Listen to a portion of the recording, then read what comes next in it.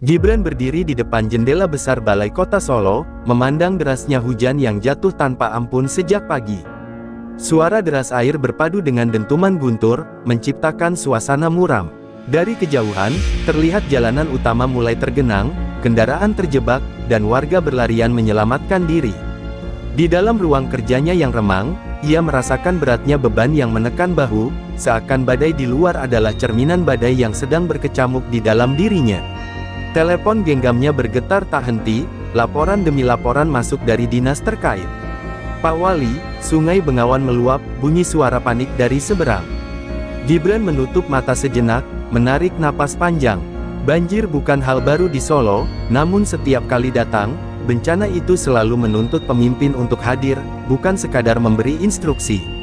Ia tahu, kritik sudah menantinya di luar pintu, dan ia tidak bisa hanya berdiam di balik meja. Bayangan sang ayah kembali menghantui. Jokowi, ketika masih menjadi wali kota, dikenal dekat dengan rakyat, selalu turun langsung saat musibah. Warga membandingkan tanpa ampun, anaknya presiden, tapi tak bisa seperti bapaknya. Kata-kata itu menusuk seperti belati, membuat setiap langkah terasa berat. Gibran sadar, warisan nama besar bisa menjadi berkah sekaligus kutukan. Di tengah kebimbangan, ia teringat sebuah cerita lama tentang Gus Dur. Ramalan bijak yang pernah diucapkan sang guru bangsa kembali melintas di benaknya, pemimpin sejati tidak ditentukan oleh darah dan keturunan, melainkan oleh kerelaannya untuk menjadi pelayan. Kalimat itu membekas, membuat dada Gibran bergetar. Ia mulai menyadari, dirinya tidak bisa selamanya bersembunyi di balik nama ayah atau ramalan masa lalu. Langkahnya membawa tubuh yang resah menuju ruang rapat. Para staf sudah menunggu, sebagian wajah pucat oleh tekanan situasi. "Kita butuh solusi cepat," ucap seorang pejabat dengan nada terburu-buru. Gibran menatap mereka satu persatu, melihat ketakutan sekaligus kelelahan. Ia tahu, sebagai pemimpin, dirinya tidak boleh menunjukkan keraguan, meskipun hatinya sendiri sedang penuh guncangan. Hujan di luar semakin deras, suara sirine ambulans terdengar sayup. Warga sudah mulai mendatangi balai kota, berharap kehadiran sosok yang bisa memberi kepastian. Gibran berdiri dari kursinya, mengambil jas hujan yang tergantung di pintu. "Saya akan ke lapangan," katanya singkat, membuat ruangan hening sejenak. Keputusan itu bukanlah hasil perhitungan politik, melainkan dorongan hati yang tak bisa ia bendung. Ketika melangkah keluar, udara dingin langsung menyambut, bersama bau tanah basah dan aroma lumpur.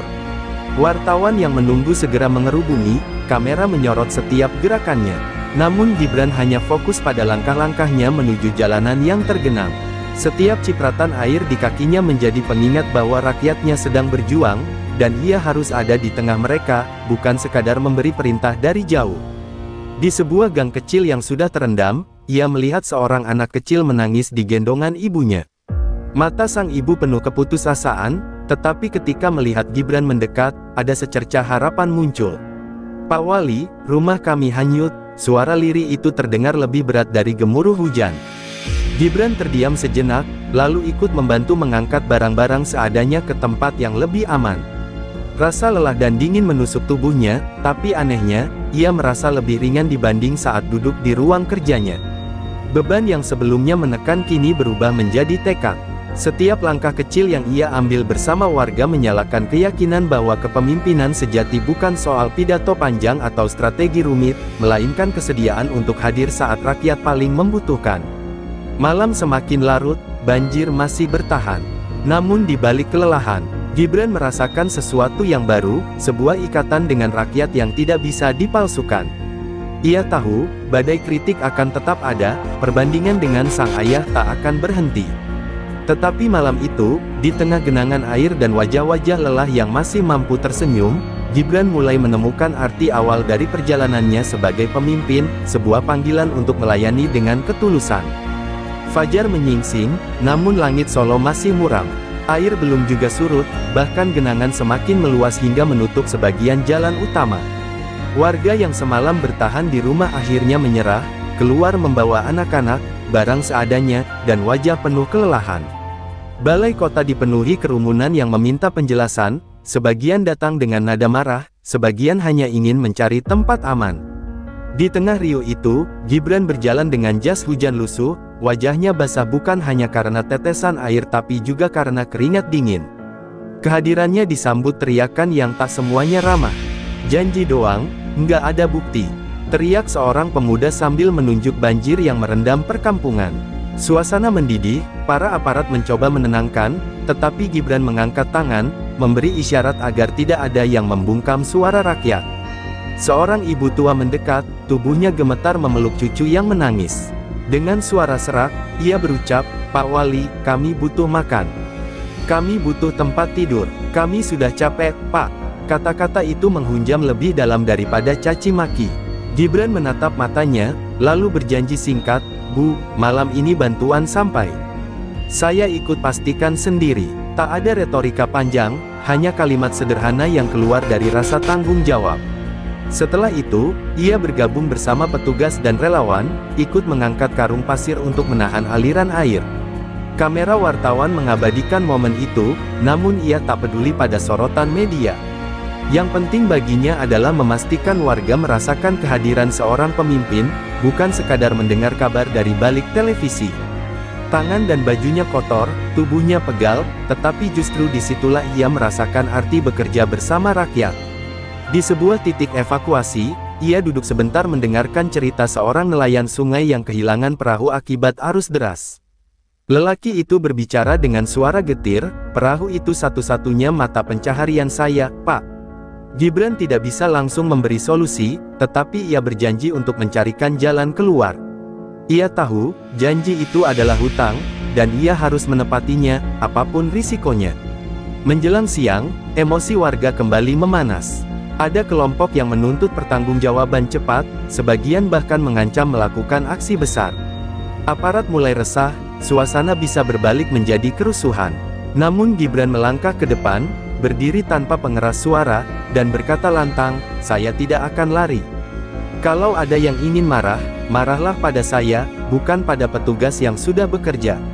Ucapan itu membuat suasana sedikit reda, karena warga melihat keberaniannya menghadapi situasi secara langsung. Hujan masih mengguyur, tetapi perlahan bantuan logistik mulai berdatangan. Truk-truk berisi makanan, selimut, dan obat-obatan tiba di lokasi pengungsian. Gibran ikut membagikan nasi bungkus, menyalami satu persatu warga. Seorang anak kecil tersenyum lebar ketika menerima roti darinya. Senyum itu sederhana, tetapi cukup untuk memberi secercah cahaya di tengah kegelapan hari. Di balik semua kesibukan, para wartawan terus menyorot, melaporkan tiap gerakannya ke publik. Beberapa headline menulis sinis, "Wali Kota Solo panik hadapi banjir," sementara media lain memuji ketegasannya. Gibran tak bisa mengontrol bagaimana orang menilai, tetapi ia tahu, rekam jejak yang sebenarnya bukanlah apa yang ditulis di koran, melainkan apa yang dirasakan langsung oleh rakyat yang ia layani. Menjelang sore, ia kembali ke balai kota hanya sebentar untuk rapat darurat. Tubuhnya letih, mata memerah karena kurang tidur, tetapi pikirannya tetap fokus. Ia memerintahkan agar dapur umum diperbanyak, jalur evakuasi diperluas, dan posko kesehatan diperkuat. "Jangan ada warga yang merasa ditinggalkan," ucapnya dengan nada tegas. Para staf mengangguk, meski mereka tahu tugas itu berat, namun mereka melihat api semangat di mata pemimpin mereka. Malam datang, banjir belum surut. Namun suasana mulai terkendali, warga mendapat makanan, tempat istirahat, dan perasaan bahwa mereka tidak sendirian. Gibran berjalan menyusuri salah satu posko, melihat orang-orang tidur di atas tikar, anak-anak yang mulai tertawa kecil meski masih ketakutan. Pemandangan itu membuat dadanya hangat, meski tubuhnya sudah hampir tak kuat berdiri.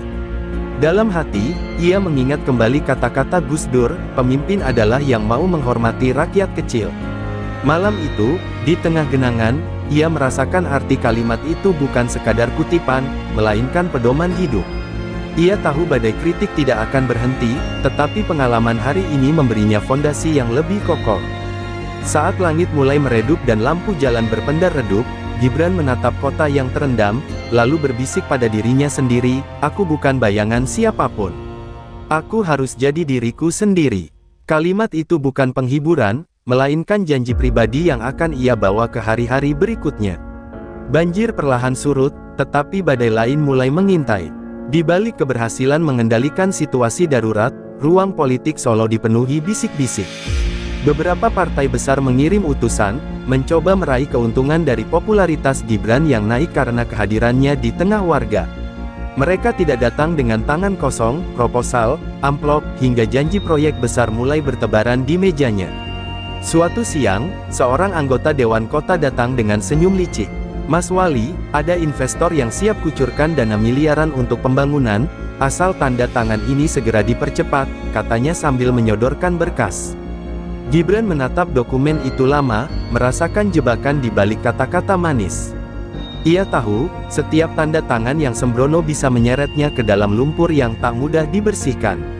Sepulang dari pertemuan itu, ia duduk sendiri di ruang kerja, menatap foto ayahnya yang terpajang di dinding.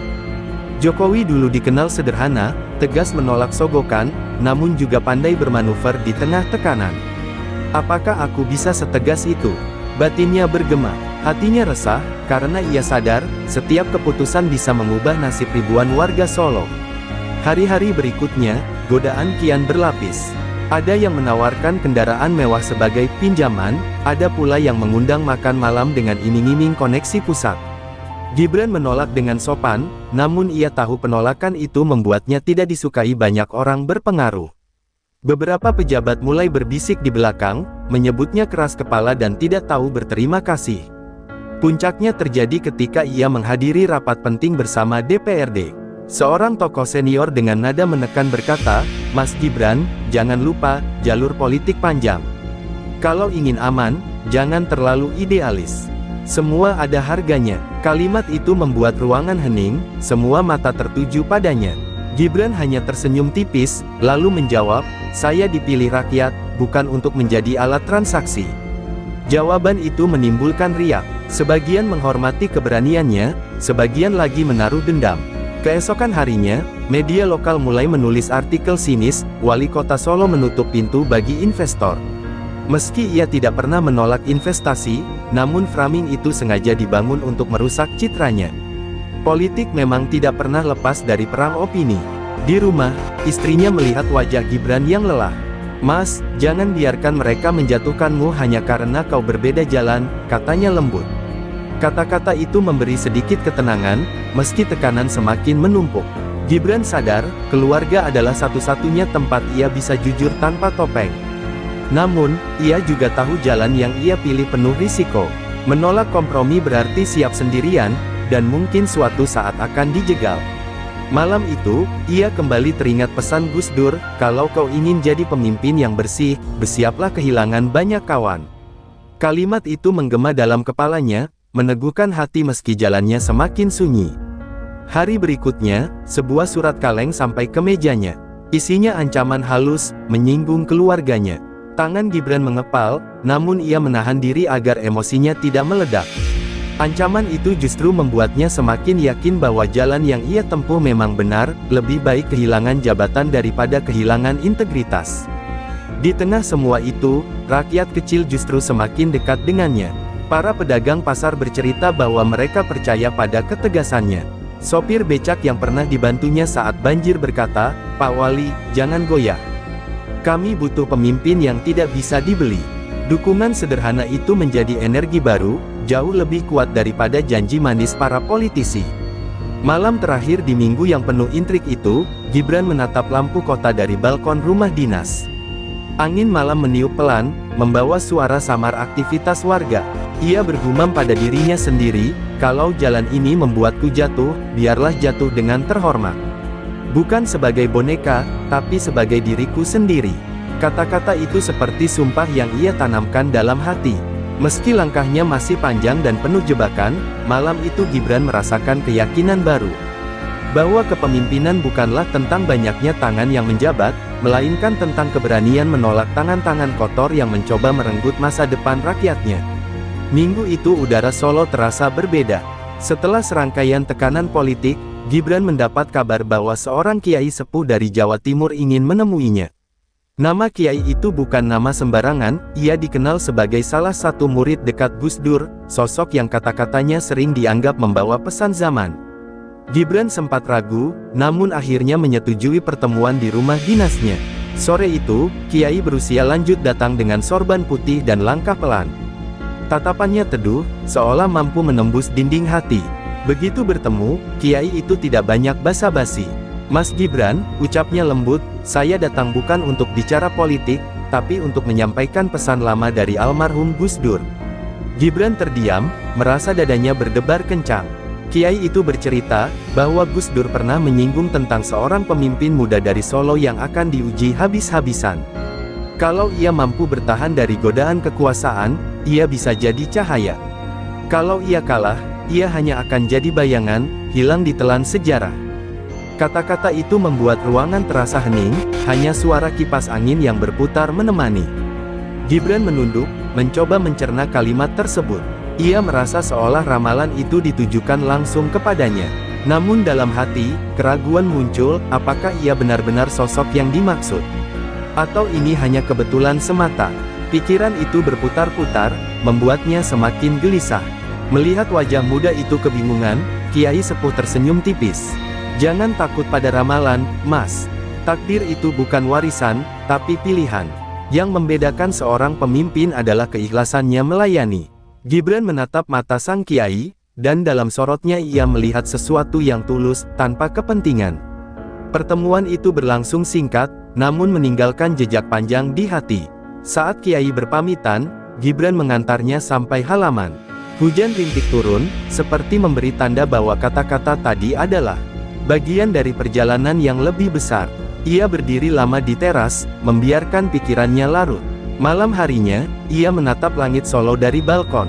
Ingatannya melayang pada masa kecil, ketika ia sering melihat ayahnya bekerja hingga larut malam, menemui rakyat tanpa lelah. Kini, ramalan Gus Dur terasa seperti beban baru di pundaknya, seakan semua mata menunggu apakah ia akan menjadi cahaya atau sekadar bayangan. Di ruang kerja, ia menulis catatan kecil di buku hariannya, "Aku tidak bisa memilih lahir dari keluarga ini, tapi aku bisa memilih menjadi pemimpin seperti apa." Tulisan itu menjadi pengingat, bahwa garis hidup tidak harus selalu berjalan di bawah bayang-bayang sang ayah. Hari-hari berikutnya, ia semakin sering merenung. Saat rapat dengan staf, ia mulai memperhatikan detail kecil, bagaimana pegawai bawahannya bekerja tanpa pamrih, bagaimana relawan di lapangan tetap tersenyum meski lelah. Dari sana ia belajar, kepemimpinan bukanlah soal siapa yang paling berkuasa, melainkan siapa yang paling siap berkorban. Namun, suara-suara sinis di luar tak pernah benar-benar hilang. Media sosial masih dipenuhi komentar pedas, lawan politik masih mencari celah. Dalam keheningan malam, ia kembali mendengar gema ramalan itu, cahaya atau bayangan.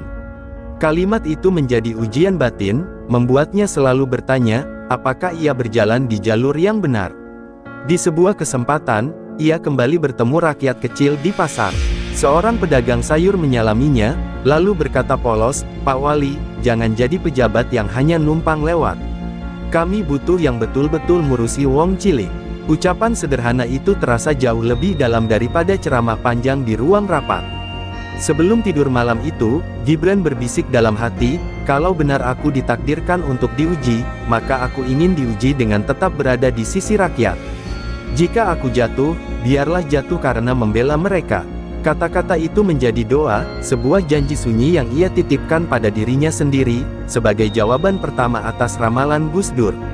Hari-hari setelah pertemuan dengan Kiai Sepuh membuat Gibran semakin sering larut dalam renungan. Ia mulai sadar bahwa kepemimpinan bukan hanya tentang keputusan di ruang rapat, tetapi juga bagaimana ia menjaga dirinya sendiri di tengah badai. Namun, di balik senyum yang selalu ia tampilkan di depan kamera, ada kegundahan yang tak pernah benar-benar bisa ia bagikan pada siapapun. Ketika pagi datang, ia berangkat lebih awal ke balai kota. Wajahnya tampak tegas, penuh energi, tetapi sebenarnya tubuhnya lelah. Banyak malam ia habiskan dengan pikiran yang berkelindan, mengulang-ulang kata-kata ramalan Gus Dur. Cahaya atau bayangan, kalimat itu menempel seperti bayang-bayang yang tak bisa diusir. Di ruang kerja, ia sesekali menatap cermin kecil di atas meja. Senyum yang ia lemparkan pada dirinya sendiri tampak kaku, seperti topeng. Apakah ini wajah pemimpin, atau hanya wajah anak yang berusaha terlihat kuat? Batinnya bertanya. Pertanyaan itu tidak pernah mendapat jawaban, hanya meninggalkan rasa kosong. Suatu malam, ia pulang lebih larut dari biasanya. Di rumah, sang istri sudah menunggu dengan wajah penuh khawatir. "Mas, kamu terlalu memaksakan diri," ucapnya sambil menggenggam tangan Gibran. Ia hanya diam, mencoba menahan air mata yang hampir pecah. Di depan rakyat ia bisa tegak, tapi di hadapan keluarga, ia hanyalah seorang manusia yang rapuh. Anak-anaknya berlari kecil menyambut, tak peduli betapa letih ayah mereka. Saat memeluk si kecil, hatinya terasa remuk. "Aku ingin jadi ayah yang ada buat mereka, bukan hanya wali kota yang sibuk," gumamnya lirih. Tetapi realitas politik tak memberi ruang. Ia sering merasa terjebak antara dua dunia, tanggung jawab sebagai pemimpin dan peran sebagai ayah.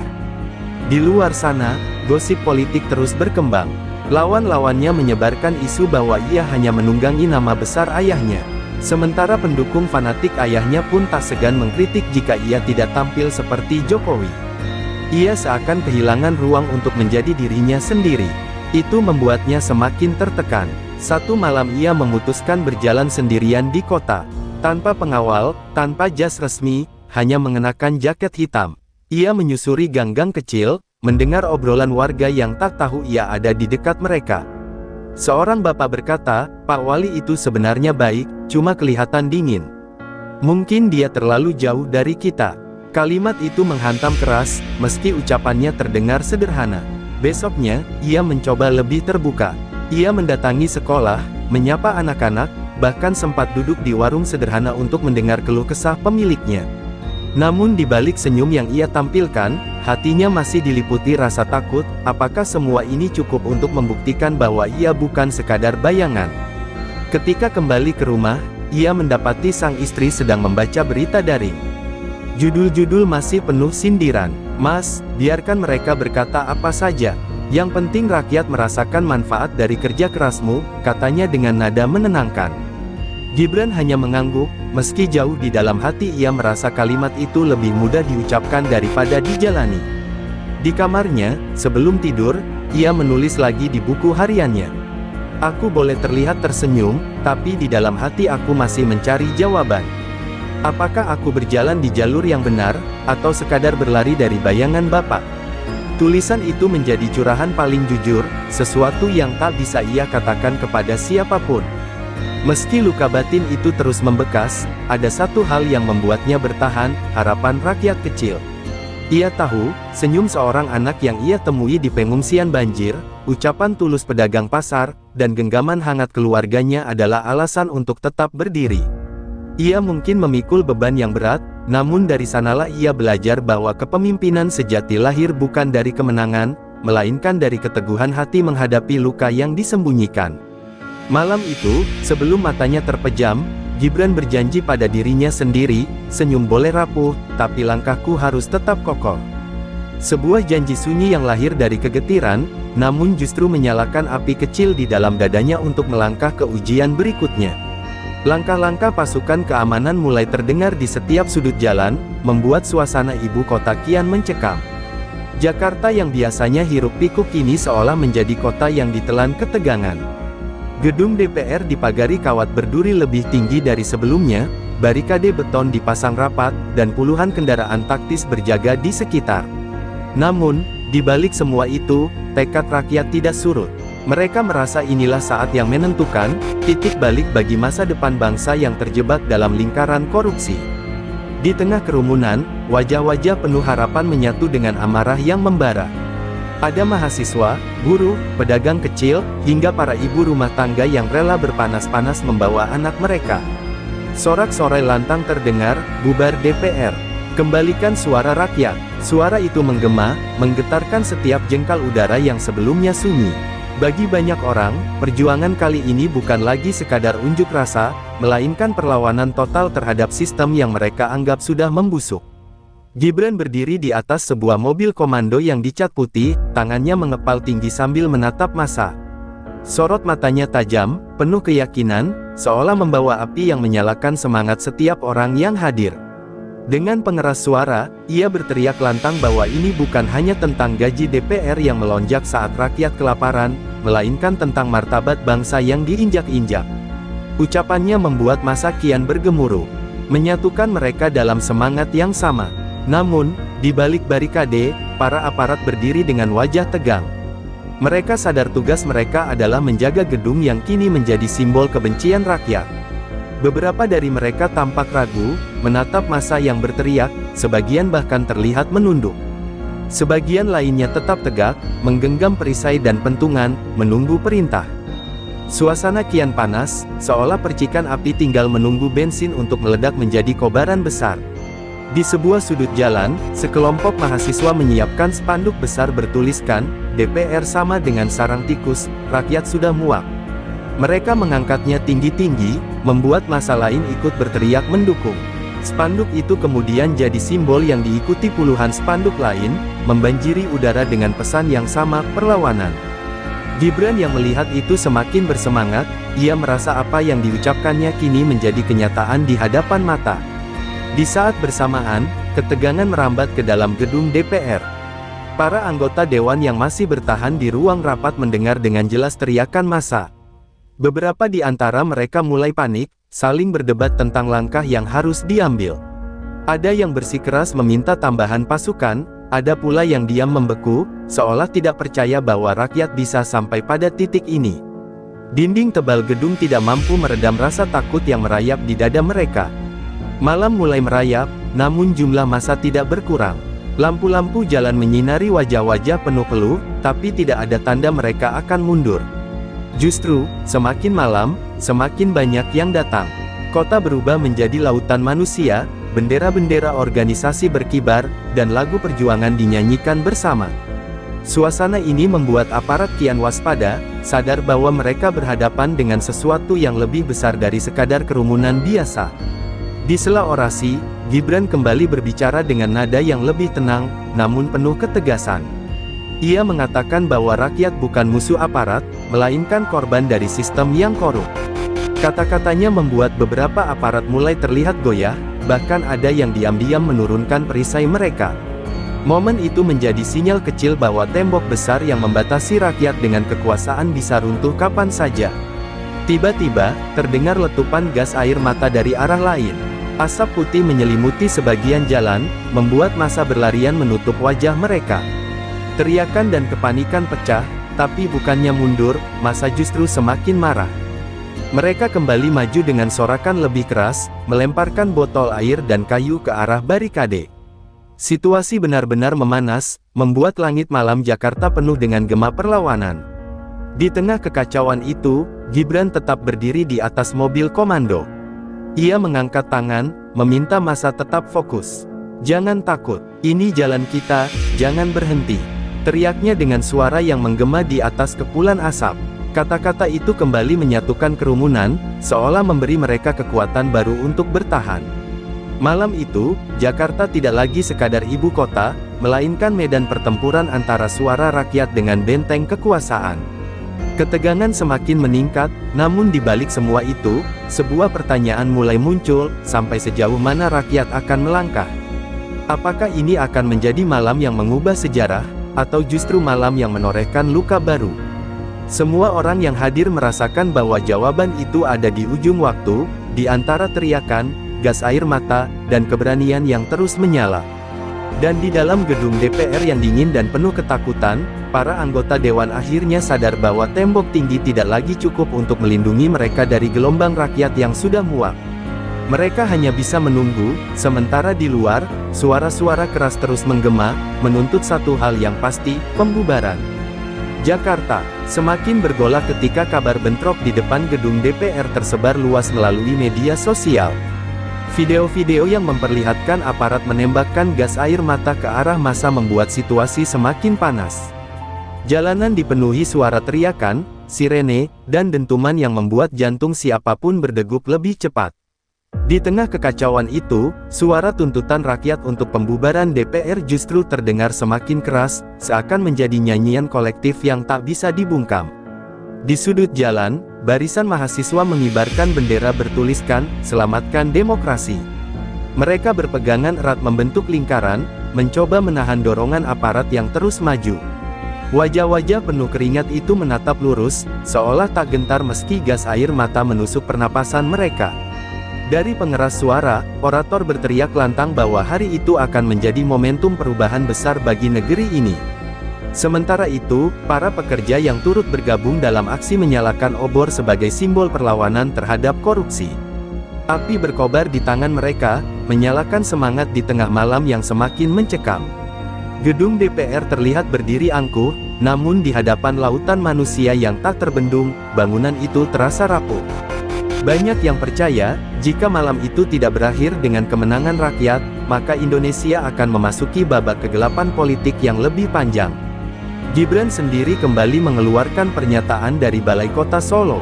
Ia menegaskan bahwa DPR saat ini memang sudah tidak relevan lagi karena lebih sibuk memperkaya diri ketimbang membela rakyat. Ucapannya semakin memperkeruh suasana, namun di sisi lain, justru menyalakan semangat demonstran untuk tetap bertahan. Kalau DPR terus menutup mata, maka rakyatlah yang akan membuka jalan baru, katanya tegas. Di ruang rapat tertutup, para anggota DPR kalang kabut. Sebagian besar panik mendengar kabar bahwa massa semakin mendekat ke pagar utama.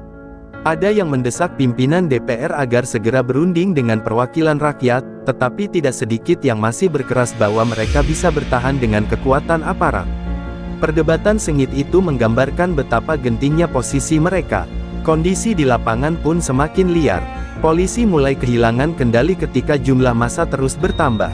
Setiap sudut jalan menuju Senayan dipenuhi orang-orang yang membawa spanduk dan poster sindiran. DPR sarang tikus, bubarkan sekarang, hingga, rakyat lapar, kalian pesta, terpampang jelas. Sorak-sorai semakin menggema, membuat suasana malam seperti medan pertempuran. Dari arah Monas, gelombang massa baru kembali berdatangan. Mereka bergabung dengan kelompok yang sudah lebih dulu bertahan, menjadikan jumlah demonstran hampir 2 kali lipat dari sebelumnya. Sementara itu, sebagian mahasiswa mulai memanjat pagar gedung DPR meski disemprot dengan water cannon. Keberanian itu memicu semangat ribuan orang lainnya untuk merangsek maju. Di tengah kekacauan, terdengar kabar bahwa beberapa anggota DPR sudah mulai meninggalkan gedung melalui jalur belakang. Ketakutan mereka menjadi bahan ejekan di kalangan demonstran. Kalau berani korupsi, kenapa takut hadapi rakyat? Teriak seorang mahasiswa dari atas pagar. Ucapan itu langsung disambut tawa dan sorakan panjang dari massa. Media televisi nasional menayangkan situasi mencekam itu secara langsung. Seluruh rakyat Indonesia menyaksikan bagaimana DPR yang selama ini dianggap kebal, kini goyah di hadapan kekuatan rakyat. Tayangan itu menimbulkan gelombang simpati di berbagai daerah, hingga muncul seruan untuk aksi serupa di kota-kota besar lain. Jakarta menjadi pusat pusaran sejarah baru. Malam semakin larut, tetapi semangat demonstran tidak surut. Mereka mulai mendirikan tenda di sekitar gedung DPR sebagai tanda bahwa aksi ini tidak akan berhenti sampai tuntutan dipenuhi. Api unggun dinyalakan, lagu-lagu perjuangan berkumandang, dan semangat solidaritas semakin terasa. Dari suasana itu, muncul keyakinan bahwa apa yang terjadi bukan sekadar demonstrasi, melainkan awal dari revolusi rakyat. Di dalam gedung, para politisi yang tersisa menatap satu sama lain dengan wajah pucat. Beberapa menyadari bahwa akhir dari masa jabatannya mungkin hanya tinggal hitungan jam.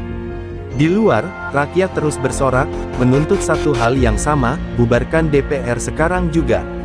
Tekanan yang datang begitu besar, hingga gedung itu terasa seperti terkurung oleh suara rakyat. Peristiwa malam itu seakan menjadi babak penentuan. Apakah DPR akan tetap bertahan dengan segala kesombongannya, atau akhirnya tunduk pada suara rakyat yang tak terbendung? Jawabannya masih menggantung, namun satu hal sudah pasti, rakyat telah bangkit, dan gelombang perlawanan ini tidak akan mudah dipadamkan.